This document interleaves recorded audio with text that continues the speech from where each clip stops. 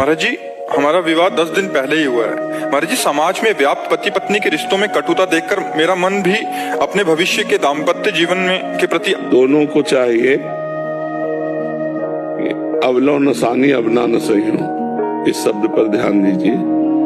Boyfriend girlfriend ये प्राय नए नए बच्चे बना लेते हैं, ना बनाया हो तो भगवान की बड़ी कृपा है, अगर बनाया हो तो एक दूसरे से बताना नहीं। और अब अपनी गर्लफ्रेंड की चर्चा नहीं होनी चाहिए, बातचीत तो देखना तो अलग बात, अपने बॉयफ्रेंड की चर्चा नहीं होनी चाहिए। नया जीवन समझो, ब्याह हो जाने पीछे जो गलतियां हुई मतलब आप लोगों में ना होंगी, लेकिन जिनमें भी हो वो एक खटास वहीं से पैदा शुरू हो जाएगी। तो हमारे नए जीवन में खटास ना पैदा होने पावे, कटिंग कोई हमारी भावों की ना होने पावे, इसलिए हमको अपनी बात पूर्व जन्म की मानकर उसे छोड़ देना। अब नया जन्म क्या, अपनी पत्नी से अनुराग करे, अपने पति से अनुराग करे और एक दूसरे की घर गृहस्थी की गलतियों को क्षमा करे।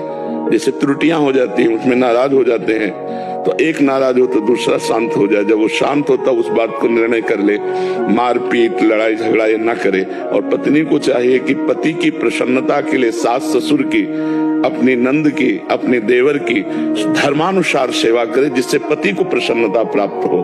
और पत्नी के लिए पति को चाहिए कि मेरी अर्धांग है, अर्धांग का मतलब जिससे मेरा आधा शरीर है, तो हम उसकी हर कामना की पूर्ति करें। और उसका हाथ हमने लिया है तो अगर वो 100 गलतियां भी करे हमारे सामने तो भी हम उसे क्षमा करके प्यार ही देंगे, डांट फटकार नहीं लगाएंगे, तो कभी विच्छेद हो ही नहीं सकता संबंध।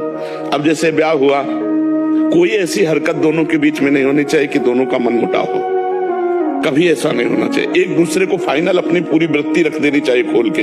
अगर उस संशय में देखो, आप पता लगा लीजिए ये हमारा अमुक रिश्तेदार है, मुझसे बात कर रही थी या कर रहे थे, हमारा कोई संबंध ऐसा नहीं। क्योंकि ये बातें अंतर में जब बैठ जाती है तो फिर प्यार करते हुए भी वो संशय बना रहता है, और वो संशय ऐसा पुष्ट हो जाता है कि फिर आगे चल करके मन मलिन हो जाता है। इसलिए दोनों लोग सावधान रहिए, पीछे जो कभी कुछ तो उसको भूल जाइए, आगे नया जीवन आपका मंगलमय हो। और भगवान का नाम जप कीजिए, थोड़ी देर दोनों मिलकर भगवान की पूजा कीजिए, जिससे भगवान आपके जीवन को मंगलमय रखे। क्योंकि आराधना अत्यंत आवश्यक है। जैसे आप पवित्र आचरण करोगे तो आपकी जो संतान होगी वो पवित्र आचरण वाली बनेगी।